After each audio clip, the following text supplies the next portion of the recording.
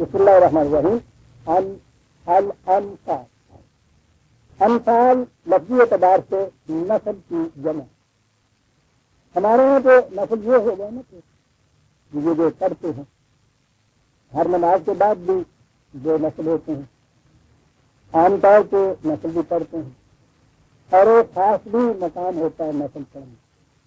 یہ اللہ میاں کے آپ کچھ نظر مانتے ہیں نا، منت مانتے ہیں کہ میرا یہ کام ہو جائے تو میں کتنے روپئے کی نیاز دوں، کتنے روپے فلاں کام کے لیے بھی، یہ منت ہوتی ہے. ہمارے یہاں کاروباری کام ایک ہوتی ہے، ان کی کیفیت ہوتی ہے کام تو ان کو روز اللہ میاں سے کرتے ہیں، کاروبار کو تو روز سودے کرنے ہو جاتے. تو وہ یہ پھر منت مانا کرتے ہیں کہ یا اللہ جو سودے کے بیچ میں 1000 روپیہ باقیہ ہے نا تو میں 100 نسل پڑا ہے، یعنی پیسہ نہیں دینا میرے کو. کاروباری سمجھ آتا چاہیے الگ نیاز بھی سواری رہتی عام طور سے ہوتی ہے. پہلے زمانے میں ہمارے بچپن میں تو 5 پیسے کی ہوتی تھی، لیکن بہرحال وہ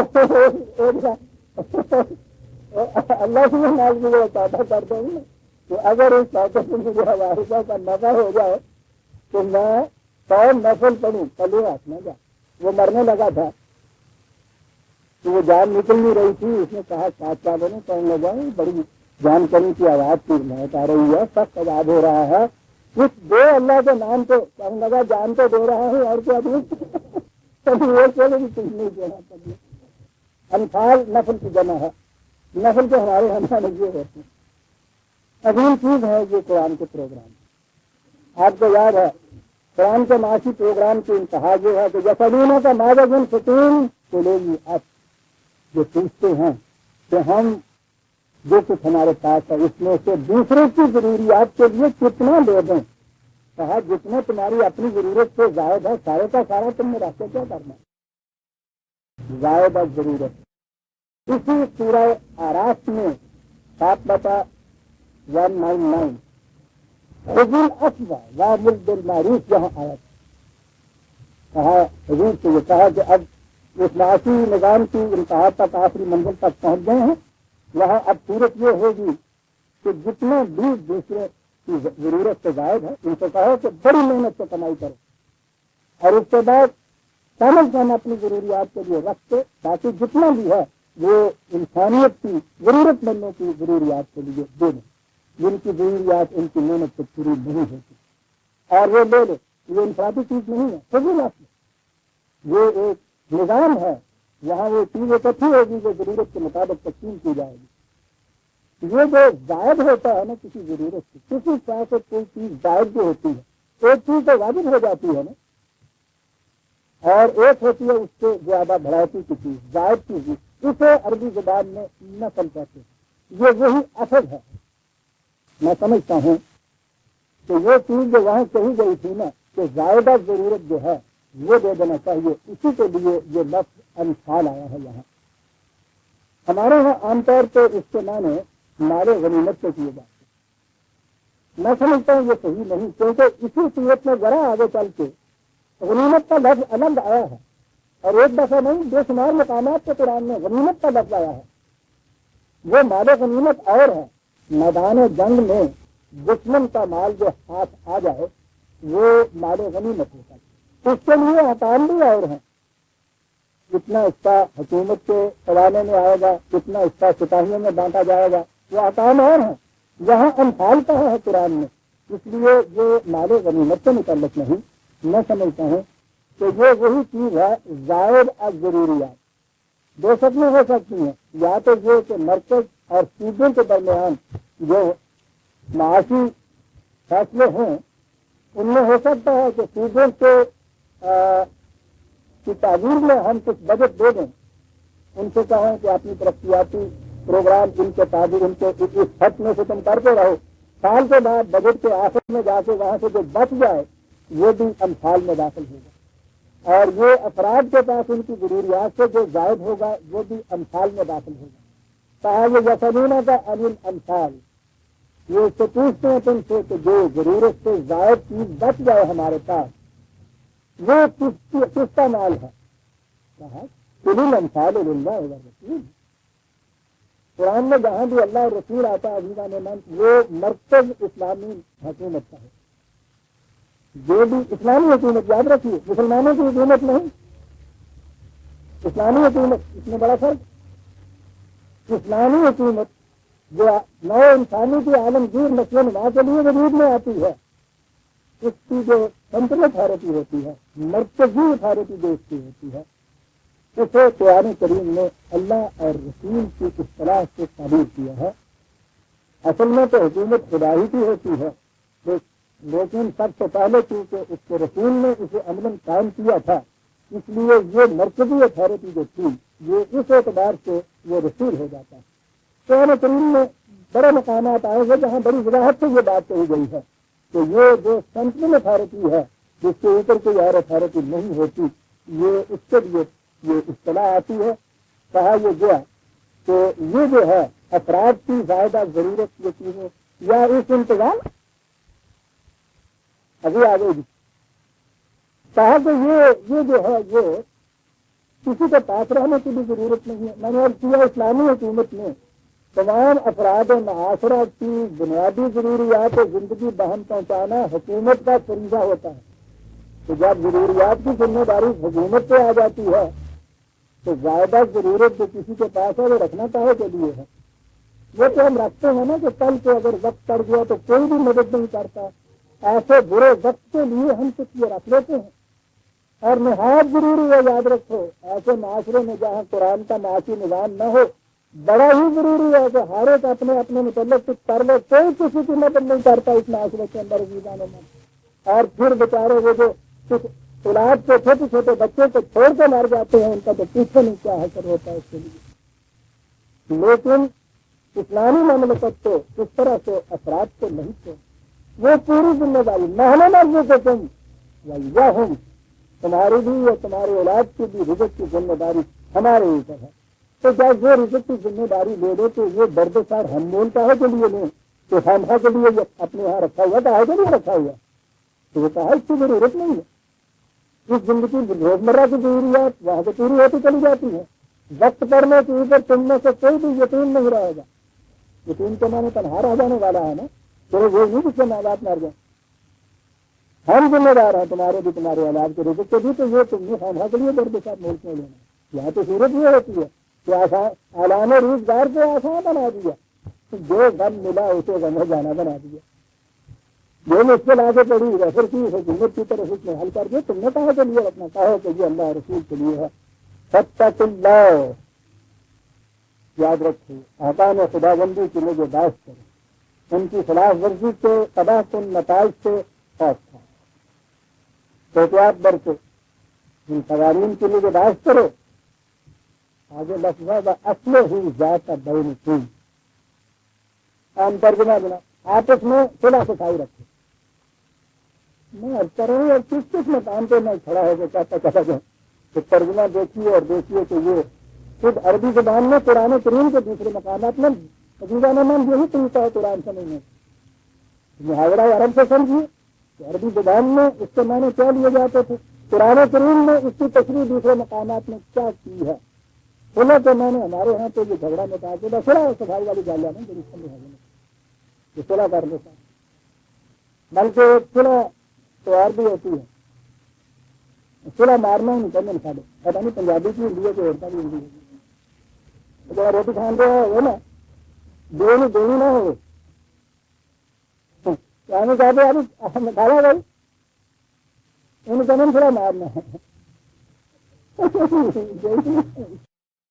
تو گلا اگلے نہیں کہنے لگا میں اسے کھانے والی تو روٹی ہے انہوں نے سلا بھی نہیں ماری میں نہیں کھانی ماری ڈگری ہو نہیں ملے گی سلا ضرور ماری ہونا سلا جتنے قرآن دے آنے نے لفظ سلا آپ کو سلا مارنے والی گالی آ جاتی وہ اصل ہی ذات بنا سنا کہ تو میں نہیں عجیب عجیبہ نے من کہا یہ تھا نا کہ جو تمہاری ضرورت سے زائد ہے دے دو تاکہ جن میں کمی واقع ہو گئی ہے ان کی کمی پوری ہو جائے.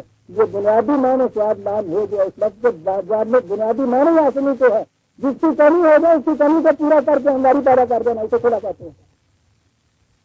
یہ بعد میں جو ہمارے یہاں صلح کرا دے ایک دوسرے کے ساتھ ہے نا، وہ بھی یہ ہوتا ہے، جھگڑا ہوتا ہے جہاں ایک تو سمجھتا ہے کہ میری کوئی چیز جو ہے وہ دوسرا لے گیا ہے، اس میں وہ کمی ہوتی ہے نا، صلح کے معنی یہ ہوتے ہیں کہ اس سے وہ چیز لے کے وہ بڑا کاٹا پہ آ گیا ہے، وہ اس میں ڈال دے تاکہ وہ برابر ہو جائیں، یہ تھا بنیادی معنی اس کے۔ اب صلح سے بھائی سے رہے تو معنی نہیں ہو رہا، اس معنی یہ ہے کہ جگہ کے چاہے کوئی گوڑا گاڑی لا جائے فساد نہ کرا کرے، ٹھیک ہے دادا اللہ تعالیٰ بھلا کرے سانی مولا ہوگا تم نے خرافات میں چلی واقع ہی زیادہ وقت دیکھیے کیسا عجیب چلا آ رہا ہے، زائد از ضرورت مرکز میں جمع کر دیں۔ ارے دادا تمہاری ضرورتیں تو پوری ہو رہی ہیں، ایسے بھی ہیں جن کی ضروریات اس طرح سے پوری نہیں ہوتی، مرکز کہاں سے ضروریات ان کی پوری کرتا چلا جائے گا؟ مرکز کے پاس سے اس طرح سے تعلیم کے خزانے ہیں کہ ان کو اپیرتا جائے گا، وہ کرتا تو نہیں جائے گا۔ تمہارے پاس جو زیادہ ضرورت ہے نہ جس میں ابھی کمی واقع ہوئی ہے اس کی کمی کو پورا ہم کر دیں گے، میں ہی زیادہ دینا کم آپس میں تمہارے ہاں کی یہ چیز پوری ہو جائے گی، تو مرکز میں تو کچھ نہیں ہے اس میں ہی زیادہ دینا اللہ رسول ان یہاں دو معنی میں آ سکتا ہے کہ کیونکہ تم نے اس چیز کا خود اس چیز کا اقرار کیا ہوا ہے کہ ہم یہ زندگی بسر کریں گے، اس واسطے اس مرکز کے احسان کی عطا تمہارے اوپر فرض۔ اور دوسرے معنی ان کے اگر لیتے ہیں تو یہی کہ اگر تم چاہتے ہو کہ مومنوں کی زندگی بسر کرو تو پھر تمہیں اس مرکزی اتھارٹی کی اطاعت کرنی پڑے گی۔ مومن انما المؤمنون الذین اذا ذکر اللہ وجلت قلوبهم وَإِذَا تُلِيَتْ عَلَيْهِمْ آيَاتُهُ زَادَتْهُمْ إِيمَانًا وَعَلَىٰ رَبِّهِمْ يَتَوَكَّلُونَ۔ مومن تو وہ ہیں، انما المؤمن، مومن تو وہ ہیں، بڑی بات آ گئی ہے، ہر شخص معلوم کرنا چاہتا ہے اب مومن پھر کسے کہا جائے؟ بات یہاں دو تین آیتوں کے اندر آئی ہے، تفصیل اس کی لمبی ہے، وقت 2-3 منٹ کے، اس لیے میں سمجھتا ہوں کہ رب قائم رکھنے کے لیے اسے آئندہ برسوں کا رکھتے ہیں، کیونکہ قرآن نے بڑے زور سے کہا انما المؤمنون، مومن تو ہوتے ہی ہوئے ہیں ساتھ۔ اگلی دفعہ ہم دیکھیں گے کہ پھر مومن کون ہوتے ہیں، کنہیں کہا گیا ہے۔ آج ہم سورہ الانفال کی پہلی آیت تک رہے ہیں، دوسری آیت سے آئندہ ہم دے دیں گے۔ ربنا تقبل منا انک انت السمیع العلیم۔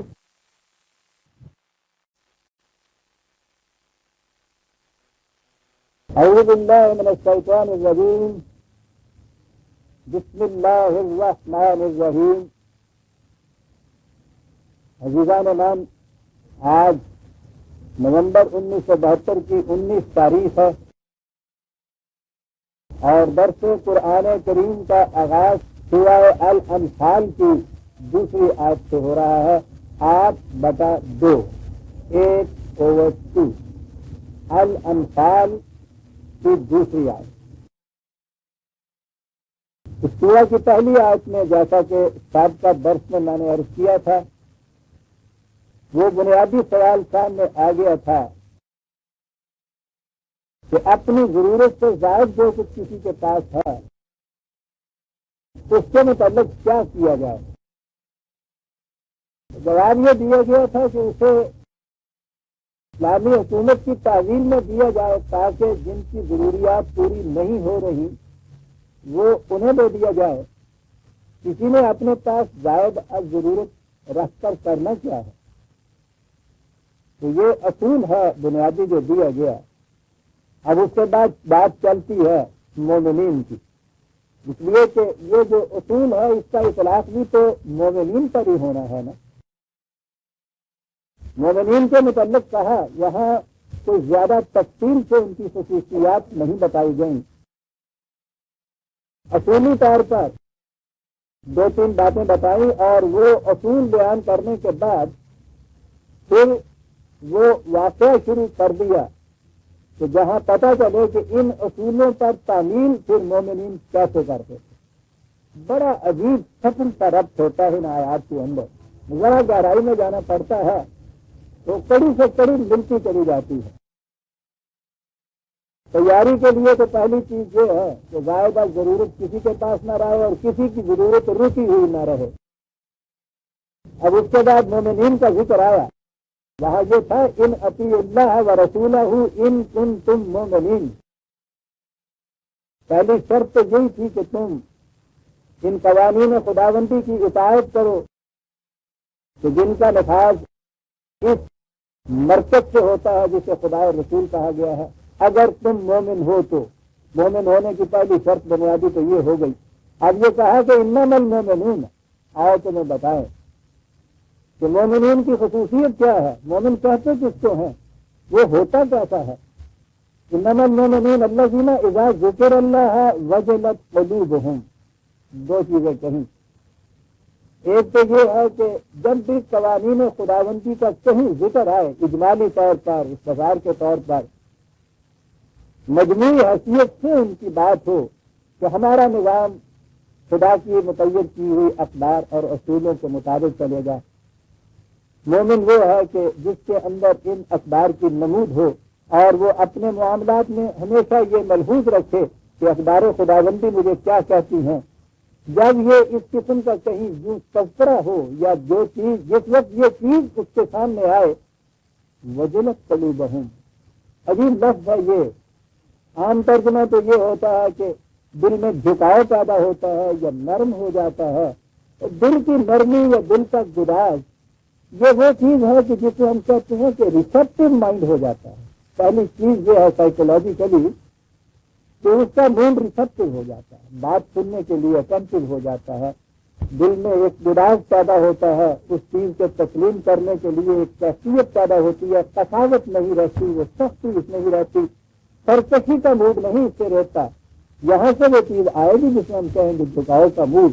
اصل چیز یہی ہے کہ جب یہ چیز عمومی حیثیت سے بھی سامنے آئے کہ آؤ بھائی اسلامی نظام کے متعلق کچھ بات کریں، قوانین خداوندی کے متعلق دیکھیں ہم نے کیا کرنا، تو پہلی چیز ان کے یہاں یہ ہوتی ہے کہ ان کا موڈ ریسپٹیو ہو جاتا ہے، مائنڈ اس چیز کو قبول کرنے کے لیے کشادہ ہو جاتا ہے. اسی کو قرآن نے شرع صدر کہا ہے، سینے کا کھل جانا. تو یاد رکھیے کسی تعلیم کے سمجھنے کے لیے اور سمجھنے کے بعد اس پر عمل کرنے کے لیے پہلی چیز جو ایٹیٹیوڈ آف مائنڈ ہے یہ بنیادی سوال ہے. کتنی اچھی سے اچھی باتیں ہو رہی ہوں، آپ اگر دل کی کشاد سے اسے نہیں سن رہے، آپ دیکھیں گے اس کا کوئی اثر آپ نہیں لیں گے، اور جب اثر ہی نہیں لیں گے تو اس کے بعد اس پہ عمل کرنے کا سوال ہی پیدا نہیں ہوگا. تو پہلی چیز تو یہ ہے کہ وجلت قلوبہم، ایک اجمالی سے تذکرے سے ان کا مائنڈ جو ہے ریسپٹیو ایٹیٹیوڈ اس کے اندر آ جاتا ہے، وہ تیار ہو جاتا ہے اس کا اثر قبول کرنے کے لیے. اور اس کے بعد اذا تلیت علیہم آیاتہ، اور پھر جب احکام خداوندی اس کے سامنے پیش کیے جاتے ہیں، اب ان احکام کو آگے جہاں ذکر شروع ہوگا دیکھیے گا کہ احکام کس قسم کے آتے ہیں. معلوم یہ کہ ٹکراؤ ہوتا ہے قدم قدم کی اوپر مخالفت کی قوتوں کا باطل کے ساتھ، باطل کے نظاموں، اور اس ٹکراؤ کے اندر جس قدر مشکلات صعوبات دشواریاں تکالیف آتی ہیں اس کا تو علم ہے ہمیں. اس ساری دنیا کے اندر مخالفت کی قوتیں، باطل نظام مختلف گوشوں کے اندر کار فرما ہوتا ہے، ان سب کے خلاف اعلان جنگ کرنا ہوتا ہے. یہ اعلان جنگ چمک کے آ جاتا ہے. واقعہ جو حدیث میں آیا ہے کہ نبی اکرم صلی اللہ علیہ وسلم کے پاس مکے میں مدینے سے جب انصار میں سے کچھ ایک وسط ایک گروہ گیا تھا اسلام لانے کے لیے، تو وہ آ رہے تھے، 8-10 آدمی تھے، ان کا ایک امیر تھا صاحب. تو وہ آ کے اور جسے اسلام لانا چاہتے ہیں اس چیز کا اعلان کرنا، اسے تسلیم کرنا، اس کا شہادت دینا کہ خدا کے علاوہ کسی اور کی معصومیت جائز نہیں، لا الہ الا اللہ. تو وہ آ کر یہ کر رہے تھے تو یہ ان کا جو امیر تھا یہ کھڑا تھا دروازے میں، یہ انہیں آواز دے کے کہتا ہے کہ دیکھو بڑی خوشی کی بات ہے کہ یہ کچھ تم کر رہے ہو، لیکن یہ جو تم اقرار اور اعلان کر رہے ہو اس کا عملی مفہوم بھی تمہیں پتا ہے کیا ہے؟ انہوں نے کہا کیا ہے؟ اس نے کہا یہ اعلان جنگ ہے عرب اور عجم کے خلاف، تیار ہو اس کے لیے؟ بڑی بات. انہوں نے سمجھا تھا کہ یہ شہادت گاہ الفت میں قدم رکھنا ہے. لوگ آسان سمجھتے ہیں مسلمان. اس نے کہا کہ یہی آتے کہ یہ شہادت کا کلمہ پڑھ کے نہ سمجھ لو کہ مسلمان ہو جانا ہے، یہ عرب اور عجم کے خلاف اعلان جنگ ہے. اور واقعی وہ اعلان جنگ تھا، عرب اور عجم دونوں کے خلاف اعلان جنگ. عرب اور عجم کیا؟ وہ جانتا تھا لا الہ تو وہ جتنے بھی الہ ہیں دنیا میں ان سب کو ذرا کر دیتا ہے، وہ سب کے خلاف اعلان جنگ کرتا ہے. اس لیے یہ جامع جو اصطلاح ہے عرب و عجم کی استعمال ہے ساری دنیا کے خلاف، مشرق و مغرب جیسے ہم آج کہہ دیں. جب اس قسم کے اذان ان کے سامنے پیش کیے جاتے ہیں تو کیا اس سے پھر وہ گھبرا جاتے ہیں؟ اس سے ان کو خوف آتا ہے، قدموں میں لغزش آ جاتی ہے. وہ یہ سمجھتے ہیں کہ نا صاحب یہ مسئلہ یہ معاملہ ہمارے بس کا نہیں ہے، فراغ برتتے ہیں، گریز کی راہ نکالتے ہیں. اس کے بعد کہا نہیں زیادت ہم ایمان، جس سے ان کا ایمان اور مستحکم ہو جاتا ہے.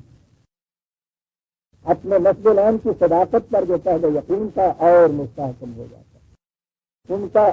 ان کا جو عزم تھا وہ اور راسخ ہو جاتا ہے.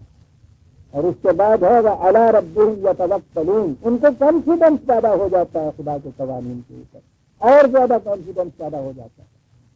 کانفیڈنس کا تو میں نے آپ کو بتایا تھا نا کہ وہ ہوائی جہاز سے وہ جو پیراشوٹ کی چھتری ہاتھ میں لے کے چھلانگ لگاتا ہے، آپ ذرا دیکھیے اس کا ایمان اور اس کا توکل.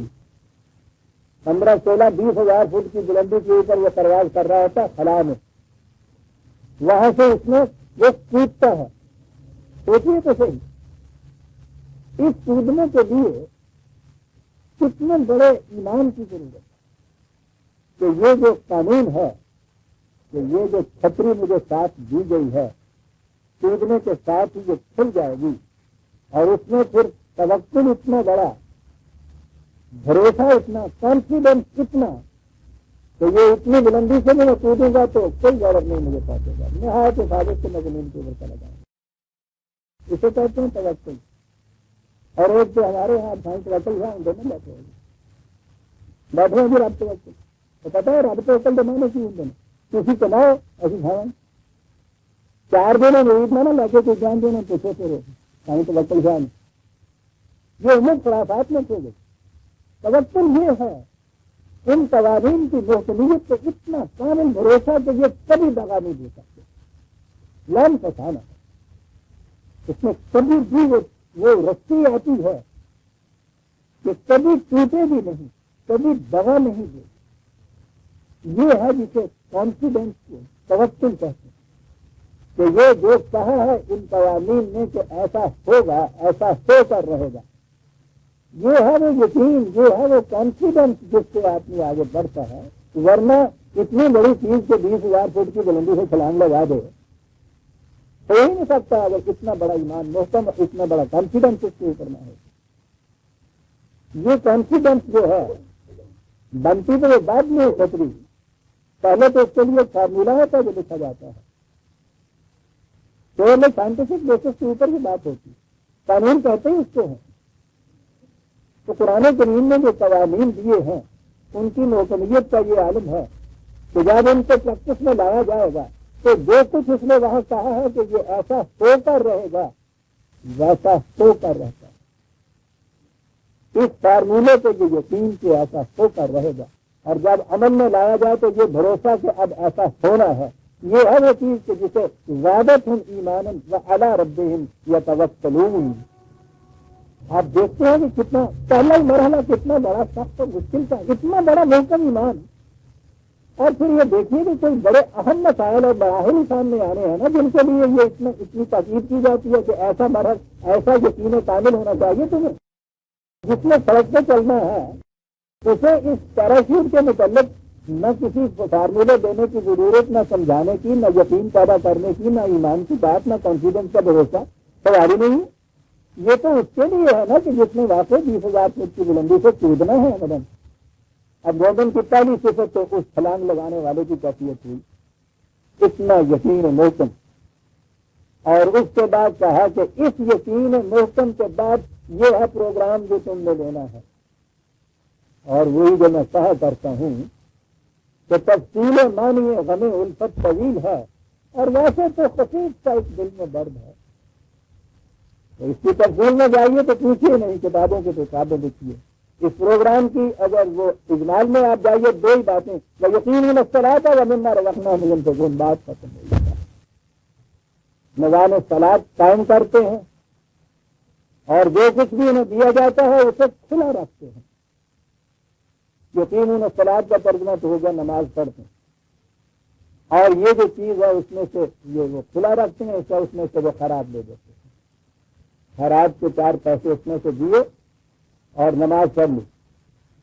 اتنا بڑا مرحلہ جس کی تیاری کے لیے یہ کہا گیا ہے کہ انہیں اتنا یہ بڑا یقین کامل ہونا چاہیے اس کے اوپر۔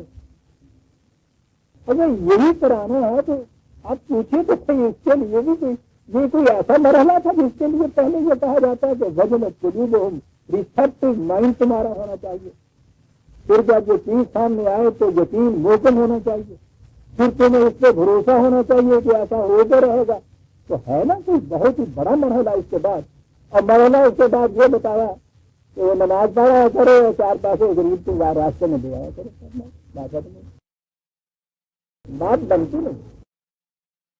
یہ سارے مفہوم اس زمانے کے جب انہوں نے پھر سال انگاری اختیار کی، اقامت صلاۃ تو صرف نماز تک محدود ہو گئی۔ حالانکہ یہ چیز اب تو 14 برس سے یہاں سامنے آباد پہ آ رہی ہے، یہ ایک نظام ہے، اور صلاۃ کے معنی ہے کسی کے ابتدا میں اس کے پیچھے پیچھے چلے جانا، اس طرح سے پیچھے چلے جانا کہ اس میں اور اپنے درمیان فاصلہ ہو نہ رہے، کوئی درمیان میں تیسرا نہ آئے۔ کسے کہتے ہیں صلاۃ؟ مصلی کہتے ہیں اس گھوڑے کو جو ریت کے اندر پہلے گھوڑے کے پیچھے اس طرح سے جائے کہ اس کی چڑھاتی ہیں، اس کی پشت کے ساتھ ساتھ رہے اور اس طرح سے تسلسل پوری روشنی آتے رہے۔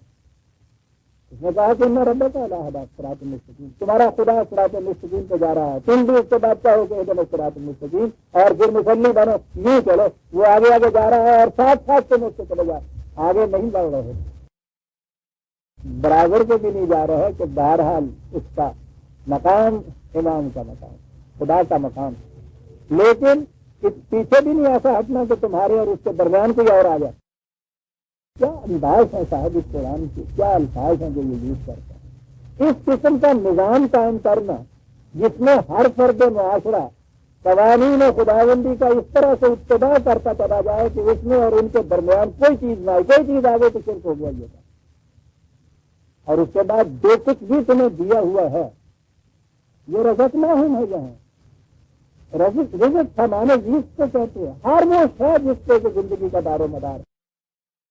اب وہ طبعی زندگی ہو تو پھر اس کے لیے طبعی ضروریات، اور اس کے بعد اگر انسان کی انسانی زندگی ہے تو انسانی صلاحیتیں، انسان کی ذات کا تعلق ہے تو کردار کی صلاحیتیں، ہر چیز اس میں آ جاتی ہے۔ ان چیزوں کے لیے وہ چیزیں جن کے اوپر ان تمام چیزوں کا دار و مدار ہے، وہ جو دیا ہوا ہو، نفقہ کے معنی ہوتے ہیں کہ اس کے اوپر بند نہ لگا کے رکھے۔ کہتے ہیں اس میانی کو، اس تھیلی کو جس میں ایک طرف سے کچھ ڈالا جائے اور دوسری طرف کا منہ کھلا ہو، ادھر سے نکلتا جائے، جب منہ بند کر دیں گے اس کا تو وہ پھر اس کے لیے جو لفظ نہیں آئے گا۔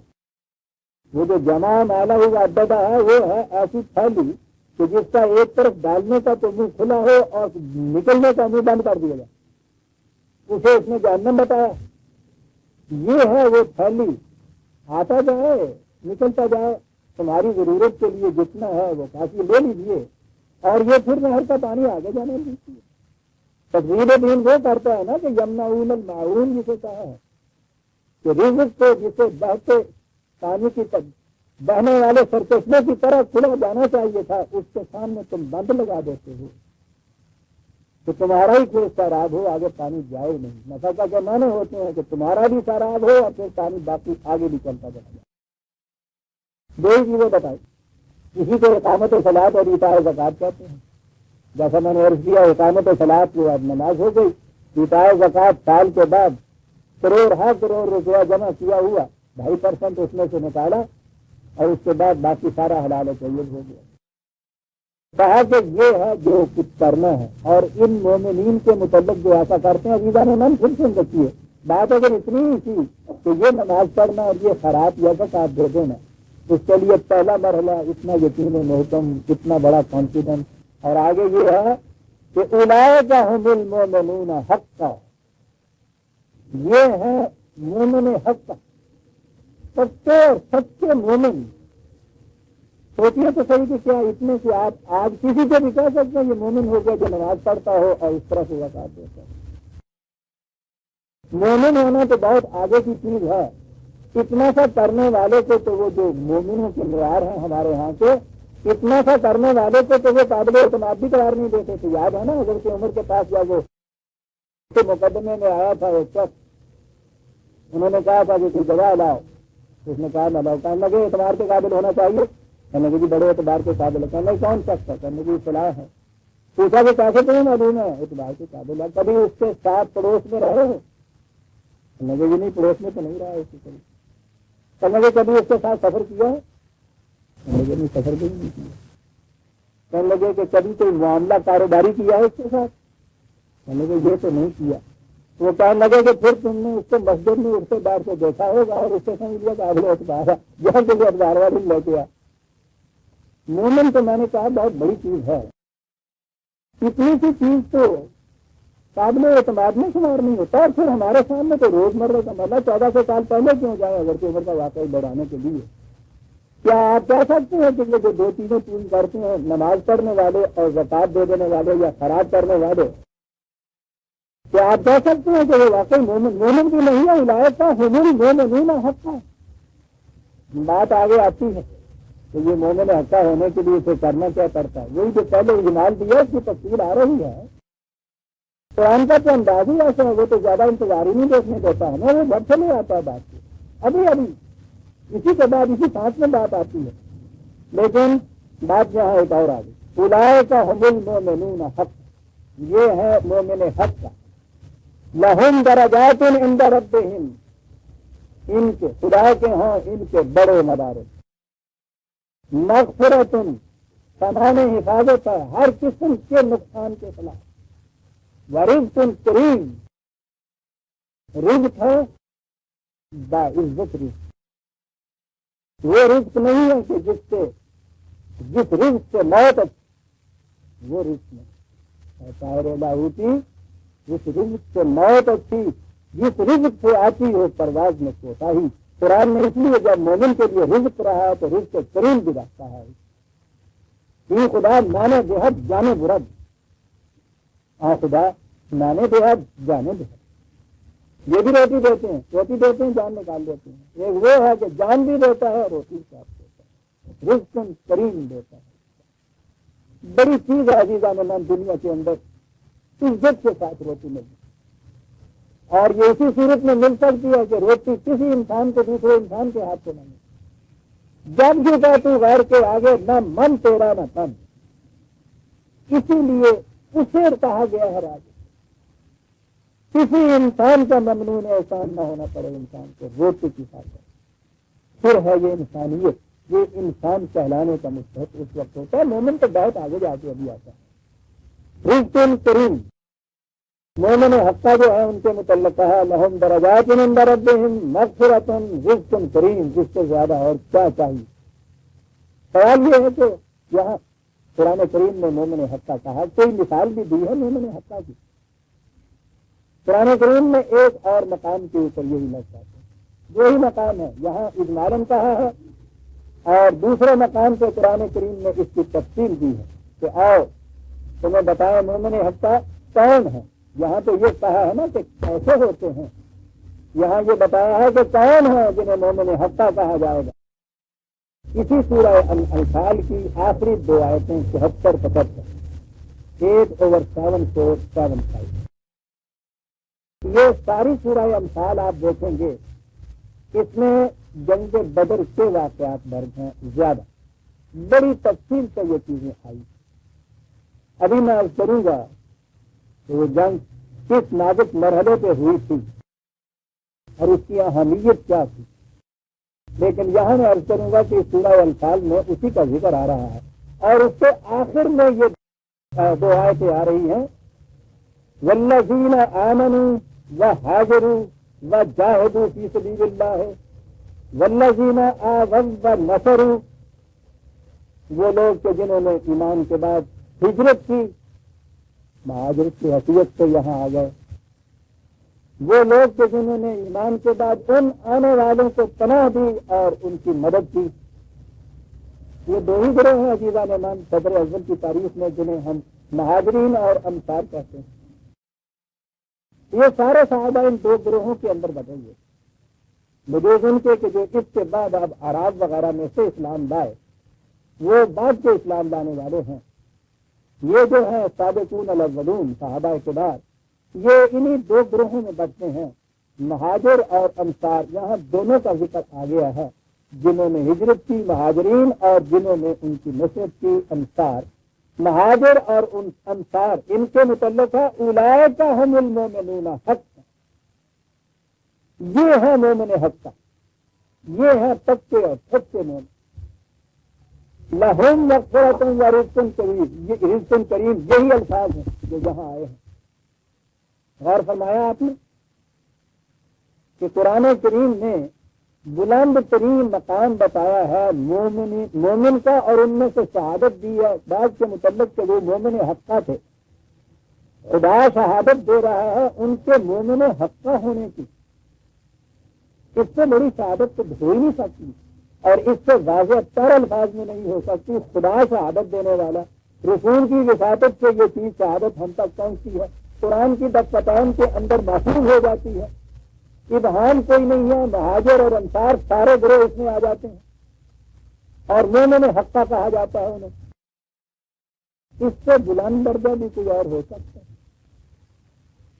ان مومنین کے متعلق دو گروہ اس میں آ گئے شروع میں ہی، جنہوں نے ہجرت کی، جنہوں نے جہاد کیا۔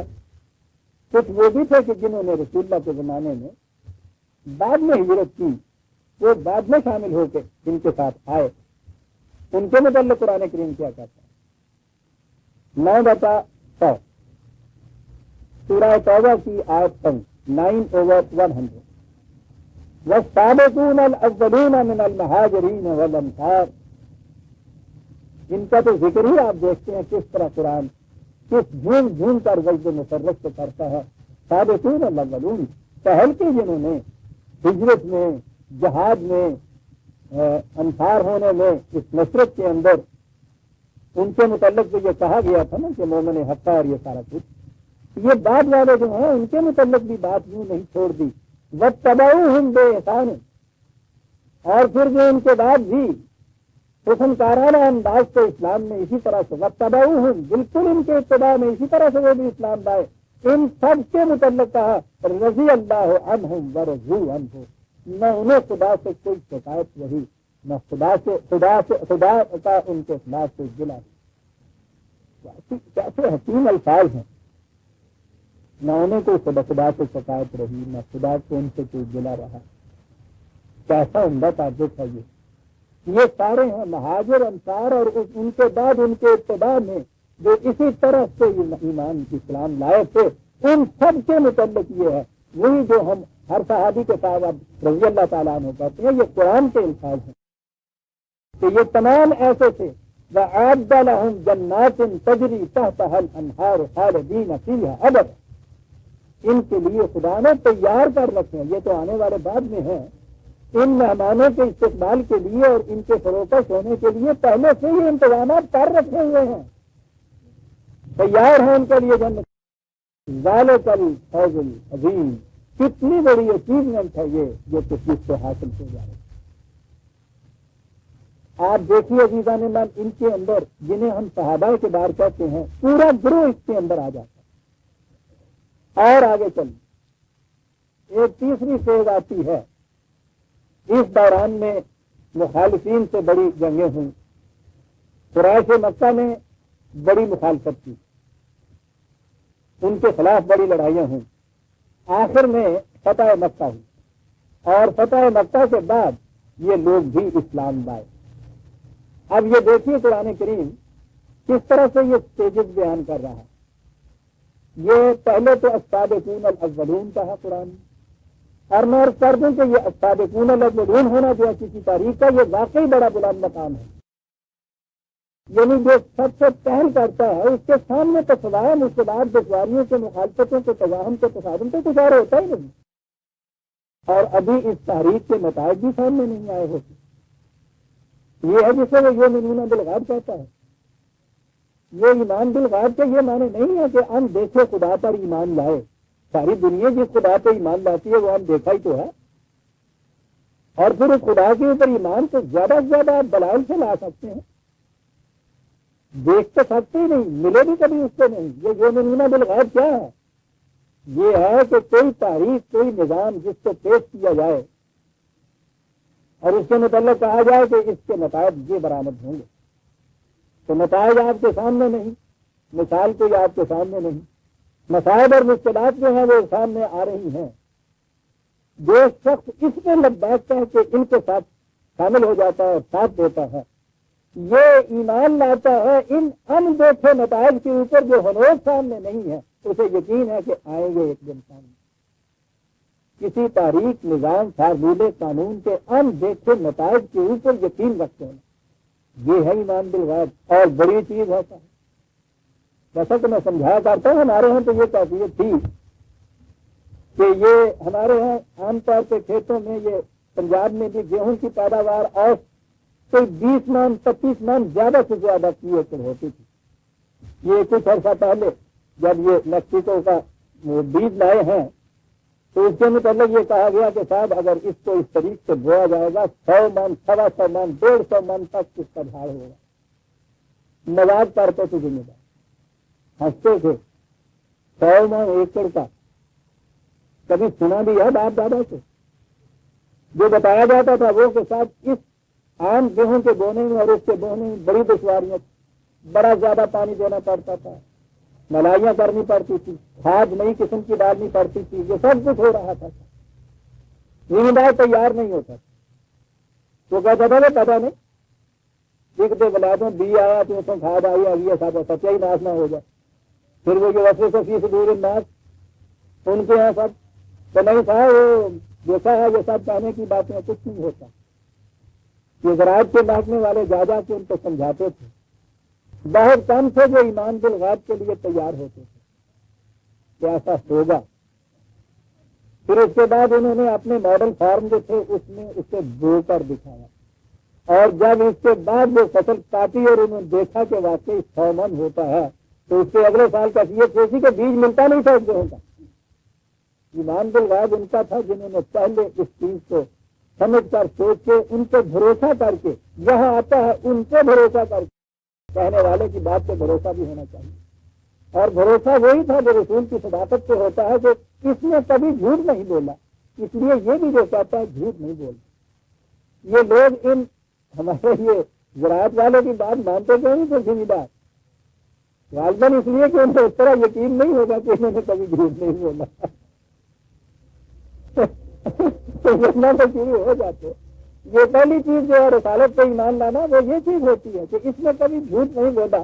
اس لیے یہ بات اگرچہ بظاہر کچھ ناممکن سی نظر آتی ہے، لیکن جب اس نے کبھی پہلے جھوٹ نہیں بولا تو اب بھی جھوٹ نہیں بولا ہوگا، اس لیے ہمیں تعریف لینا چاہیے۔ لیکن ہے یہ ایمان بالغیب جو اس کے لیے تیار ہو جاتا ہے، تمام مشکلات اور صعوبات کو برداشت کرتا ہے، ایک یقین کے اوپر، ایک ایمان کے اوپر، بڑی چیز ہے عزیزان مان۔ اور ان میں سے تو پھر پتہ نہیں کتنے ہیں کہ اس نظام کے نتائج کے سامنے آنے سے پہلے پہلے ہی جانے بھی دے چکے ہوتے ہیں۔ انہوں نے تو یہ نتائج دیکھے ہی نہیں ہیں، ان کے حصے میں تو مشکلات ہی آتی ہیں، صعوبات ہی آتی ہیں۔ سوچیے تو صحیح، یہ فتح مکہ تک کی جو جنگیں اتنی ہوئی، کم از کم 82 کے قریب غزوات اور یہ جنگیں تھیں، شہیدات وغیرہ، چھوٹی چھوٹی جھڑپیں اور بڑی بڑی جنگیں، یعنی ساری زندگی ان کی اس میں گزر گئی۔ کتنے شہید ہوئے، باقیوں کی زندگی اس میں گزر گئی، شہید ہونے والوں نے کچھ دیکھا بھی نہیں اس کا۔ بعد میں آنے والوں کے لیے ہو سکتا ہے کہ ان کے نام بھی کسی کو یاد نہ ہو، لیکن ان کا مقام کتنا اونچا ہوتا ہے۔ جو میں مثال کیا چاہتا ہوں عزیزان ایمان، یہ بنیاد کی اینٹیں ہیں کسی عمارت کی، بنیاد کی اینٹیں نظر بھی نہیں آتی کسی کو، وہ چھپی ہوئی رہتی ہیں، اور سارا بوجھ عمارت کا اپنے سر کے اوپر لیے ہوئے ہوتی ہیں۔ کبھی نیچے سے یہ نہیں کہتی کہ تم جو آگے عمارت کے سامنے کھڑے ہو کے کہتے ہو محراب کتنی خوبصورت بنائی اس نے، گنبد کیسا اعلیٰ درجے کا ہے، دیواریں آپ دیکھیے کتنی مستحکم ہے، نقش و نگار بھی کیسے عمدہ ہیں۔ انہوں نے کبھی نیچے سے یہ نہیں کہا کہ یہ بھی کہو کہ اس کی بنیاد کتنی مستحکم ہے۔ ان کو اس کی ضرورت نہیں ہوتی، لا نريد منكم جزاء ولا شكورا، ہم تو تم سے کوئی بدلہ تو ایک طرف شکریہ کے بھی متمنی نہیں ہے۔ بنیاد کی اینٹیں وہ ہوتی ہیں عزیزان ایمان، آنے والے نظام و تاریخ کا سارا بوجھ اپنے کندھے پہ لیے ہوئے، ہر ایک کی نگاہوں سے اوجل، کوئی اس کی تعریف بھی نہیں کرتا۔ یہ ہوتے ہیں السابقون الاولون. کہا کہ یہ جو ہے السابقون الاولون بہت بڑا درجہ. بہرحال ان کے بعد بھی آنے والے اتباع بإحسان نہایت خلوص کے ساتھ اس کارانہ انداز سے آنے والے پھر ان کے ساتھ شامل ہوئے. انہوں نے بھی ہجرت کی, انہوں نے بھی جہاد کیا, بڑا مقام ان کا بھی, ان کے بعد بھی آئے. کہا کہ یہ ٹھیک ہے. لا یستوی منکم من انفق من قبل الفتح وقاتل. یہ ٹھیک ہے کہ جو اس نظام کے نتائج مرتب ہونے سے پہلے جنہوں نے یہ ساتھ دیا, سب کچھ خرچ کیا, جانیں بھی دیں, اور وہ کہ جنہوں نے اس کے نتائج دیکھنے کے بعد قبول کیا. کہا ان دونوں میں فرق تو ضرور, یقیناً فرق ہے ان دونوں. کہا فرق ضرور ہے. اولئک اعظم درجۃ من اللہ, اعظم درجۃ من الذین انفقوا من بعد وقاتل. ان کے مدارج ان کے مقابلے میں جو بعد میں آئے ہیں یقیناً بلند مدارج ہیں, ہونے چاہیے تھے بلند مدارج.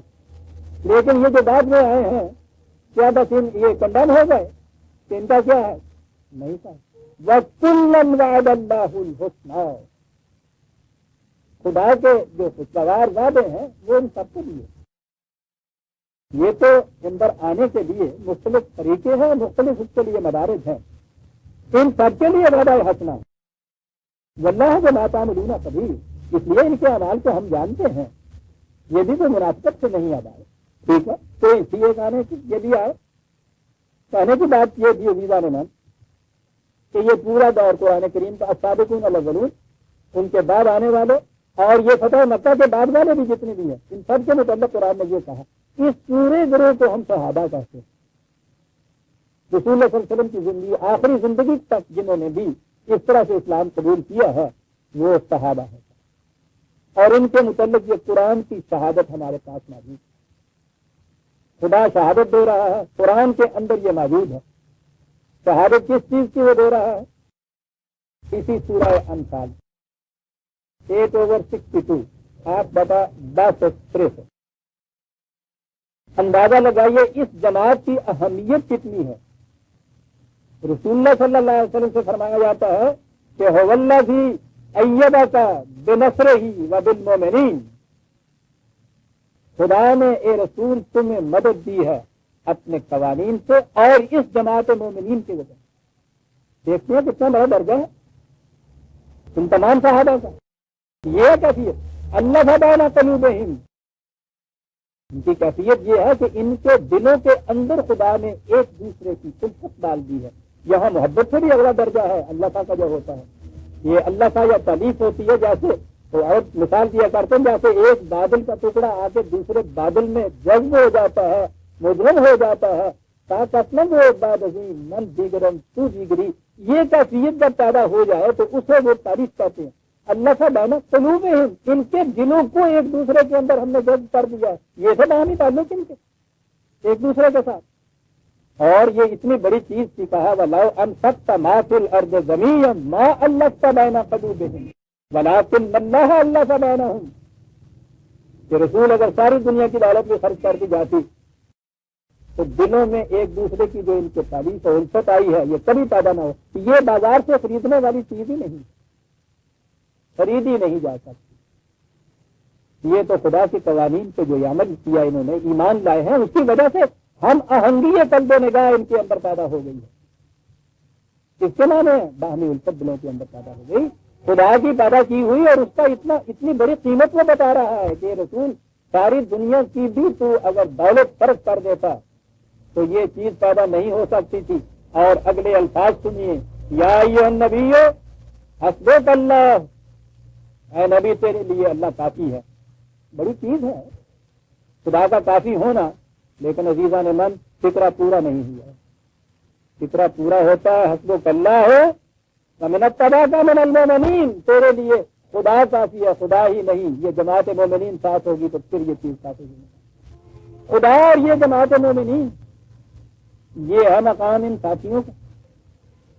اور پھر ان کے متعلق جس طرح سے کہ وہ جھوم جھوم کر قرآن کہتا ہے, نکالیے سورہ فتح 48 اور 49 48 سورت 29 میں آئے 48/29.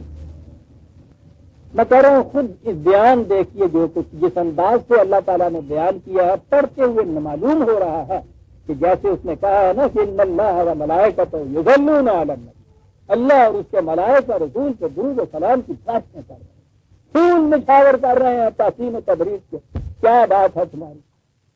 صرف رسول کو نہیں، اس نے کہا کہ جماعت مومنین کے اوپر بھی اللہ اور اس کا رسول درود بھیجتا ہے. آپ کو پتا ہے کہ یہ چیز قرآن میں ہے؟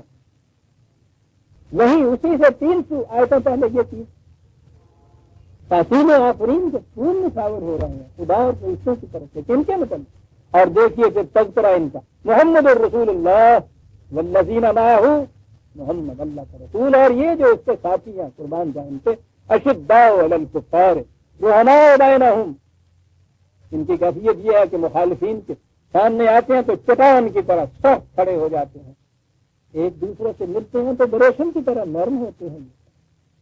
کیا بات ہے کہ ان کی تراہم رکعن سجدا یبتغون فضلا من اللہ ورضوانا. ان کو دیکھے گا قوانین خداوندی کے سامنے جھکے ہوئے سر تسلیم خم کیے ہوئے ہر جگہ فضل خداوندی کی تلاش میں جستجو میں تجسس میں چلے ہوئے نکلے ہوئے ورضوانا، اور اس کی مشیت کے ساتھ ہم آہنگ ہونے کے لیے ساری کوششیں ان کی ہو رہی ہیں. ہم آہنگی کیا چیز؟ وہ جو ایک چیز ایک مصرے میں اقبال نے یہ بات کہی ہے کہ قرآن کیا کرتا ہے تمہیں، کہتا قرآن یہ کہتا، ایک مصرا عزیزہ نے من 4 لفظ ہیں. قرآن کرتا کیا ہے؟ آن کے حق می خواہد آ ساجد ترا، جو خدا چاہتا ہے کہ تو ایسا بنے یہ تمہیں ویسا بنا دیتا ہے. یہ ہے رضی اللہ تعالیٰ عنہ، جیسا وہ چاہتا ہے کہ تو بنے یہ قرآن تمہیں ویسا بنا دیتا ہے. یہ رضوان فضل من اللہ و رضوان سیماہم فی وجوہہم من نظر السجود. کہتا ہے کہ یہ کہیں جا کے تلاش کرنے کی بات ہے کہ ان کی اندرونی کیفیت کیا ہے. قلوب کی کہتا ہے کسی ماہر نفسیات سے پوچھیے، دل کے جذبات کا عکس چہرے کے اوپر نمودار ہو جاتا ہے. عزیزہ نے 1400 سال پہلے بات قرآن نے جو کہی، آج کے سائیکالوجسٹ یہ بات کہہ رہے ہیں کہ جس قسم کے جذبات انسان کے اندر ہوتے ہیں آنکھوں سے ظاہر ہو جاتا ہے، پیشانی سے ظاہر ہو جاتا ہے، چہرے سے اس کے ظاہر ہو جاتا ہے، وہاں سے پڑھ کے بتا سکتا ہے کیفیت اس کی کیا ہے.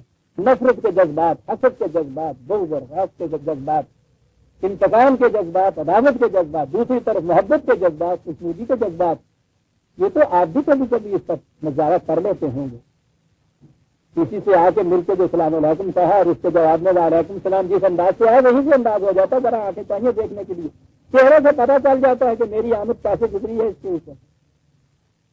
یہ جو چیز تھی کہ اثر سجود جو ہے خدا کے سامنے عقائد کرنے کا نتیجہ ان کے اندر جو کیفیت پیدا ہوئی ہے اس کی انوار و تجلیات ان کے چہروں سے حوالہ ہو جاتی ہے. ذالک مسلہم فی التوراۃ و مسلہم فی الانجیل. پچھلے سابقہ کے اندر بھی جو انبیاء کرام کے ساتھی اس قسم کے ہوتے تھے ان کی اسی قسم کی مثالیں درج تھی. یہ انہیں جیسے حوالے ہے.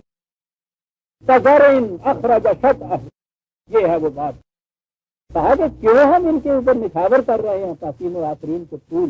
یہ وہ تھے، ان کی مثال ایسی ہے، کھیتی ننا سا بیج، اس نے اپنے آپ کو دنیا کی نگاہوں میں تلف کر دیا، ضائع کر دیا، مٹی کے نیچے دب گیا. پانی آیا، حرارت آئی، اس نے اس کو بالکل گریب کر کے رکھ دیا. بیج کا نام و نشان ختم ہو گیا، لیکن کزرعٍ اخرج شطأہ، اس میں سے ایک کوکل نکلا. ان کے ایمان کے بیج وہ تھے. تو یہ بیج سے ہی کوکل نکلتی ہے نا، مرے ہوئے بیج سے تو کوکل کبھی نہیں نکلتی. کیسی شہادت دے رہا ہے قرآن ان کے ایمان کی. چھوٹی سی کوکل نکلی، فاستغلظا، موٹی ہوئی، مضبوط ہوئی، پختہ ہوئی، ایسی ہوئی کہ اپنا بوجھ سنبھال لے. پھر اوپر ہوئی، فاستویٰ، یوں کھڑی ہو گئی اس کے لیے علی سوقہ ہی، اپنے اس بال کے اوپر اپنے بوجھ آپ سنبھالے. یہ جو ہے فاستغلظا، خود ہی مضبوط ہونا نہیں، اپنے ساتھ جو اور ہوتی ہیں ان کو بھی مضبوط کرنا. تو آپ کو معلوم ہے کہ یہ اس طرح سے خاص طور پہ یہ کباب کی کاشت ہوتی ہے تو جو کمزور گنے ہوتے ہیں ان کو دوسروں کے ساتھ باندھ دیتے ہیں. کسی کو احسان کہتے ہیں نا، دوسروں کی کمزوری کا جتنی کمی رہ جائے کسی میں اسے پورا کر کے اپنے ساتھ ملا لینا. فاستغلظا فاستویٰ علی سوقہ ہی، یوجب الذرا علیہ، اور اس کھیتی میں جب پھر پھل آتا ہے، فصل آتی ہے، کسان اس کے دیکھ کر وجد مسرت سے جھوم اٹھتا ہے، اور اس کے مخالف جو ہے ان کے سینوں پہ سب لوٹنے لگ جاتے ہیں۔ وعد اللہ الذین آمنوا وعملوا الصالحات منہم مغفرۃ واجرا عظیما، یہ وعدہ تھا جو اللہ نے ان کے ساتھ کیا تھا۔ تمام مخالفین کی قوتوں کے ساتھ خلاف سامان حفاظت اور اجر عظیم، یہ کچھ اس کو دیا محمد رسول اللہ والذین معہ۔ دیکھ رہے ہیں عزیزان من کیا خصوصیات بتائی جا رہی ہیں، ان کے دلوں کے اندر ایک دوسرے کی محبت۔ رحماء بینہم، قرآن شہادت دے رہا ہے، اس سارے گروہ کی یاد رکھیے، کہیں استثناء نہیں ہے۔ منافقین کے متعلق تو قرآن نے، لیکن اس قرآن نے کہا ہے کہ ہم نے ان کو الگ کر کے رکھ دیا تھا۔ یہ جو خالص گروہ رہ رہا ہے حضور کے ساتھ صحابہ کبار کا، ان کے متعلق قرآن کی یہ شہادت ہے۔ بات کہنے کی آگے آتی، قرآن کے خلاف سازش یہ ہوئی۔ سب سے بڑی سازش یہ تھی کہ اس دور کی تاریخ اس قسم کی دے دی جائے کہ جو یکسر اسلام کے خلاف جا رہی ہے، اور اس میں بہت بڑی سازش یہ تھی کہ خود ان لوگوں کا کردار اس قدر معاذ اللہ گھناؤنا کر کے پیش کیا جائے، تو اس کے بعد پھر بات کیا آگے چلے گی؟ بات وہ چلے گی جو آج چلی ہوئی ہے۔ یہ ہیں جن کے متعلق قرآن یہ کہتا ہے، تاریخ لکھی گئی ان کے متعلق۔ کب لکھی گئی؟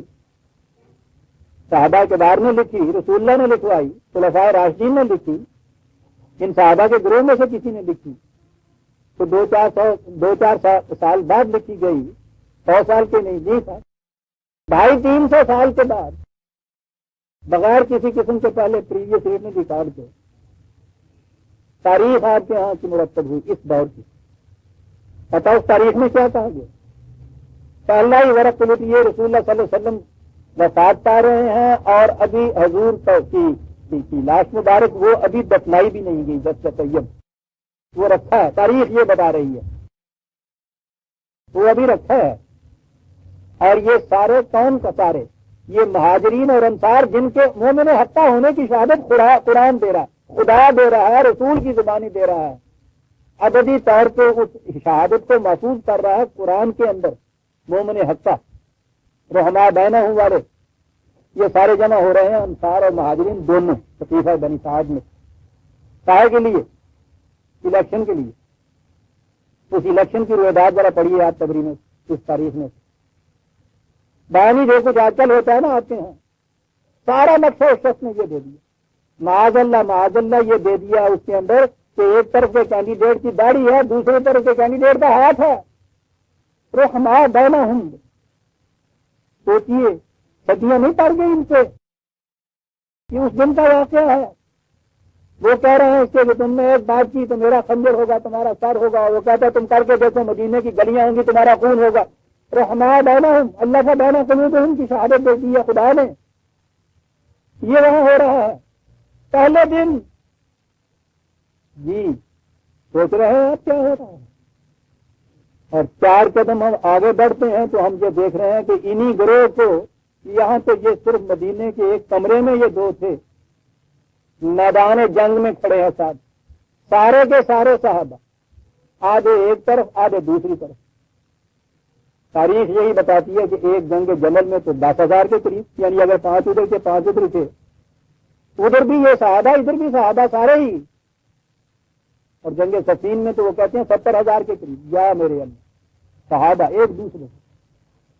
قرآن کی اس وعید کے ہوتے ہوئے کہ من قتل مومنا متعمدا فجزاؤہ جہنم خالدا فیہا، جس کسی ایک مومن نے دوسرے مومن کو بال ارادہ قتل کر دیا سیدھا جہنم میں چلا جائے گا۔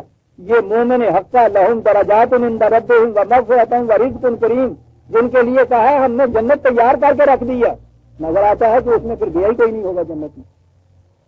سارے صحابہ یہ ہیں۔ سوچیے عزیزان من ہمارے ساتھ ہوا کیا، اور پھر تیرے نشتر کی ضبط چڑیاں کیسے ناتواں تک ہے۔ صحابہ کے متعلق یہ بات تو پھر آگے بات آئی کہ کیوں جی پھر جس رسول کی تربیت کا نتیجہ یہ تھا، یہی ہے جسے آپ کہہ رہے ہیں کہ دنیا میں سب سے بڑا مسئلہ تھا، یہ ہے نتیجہ اس کا۔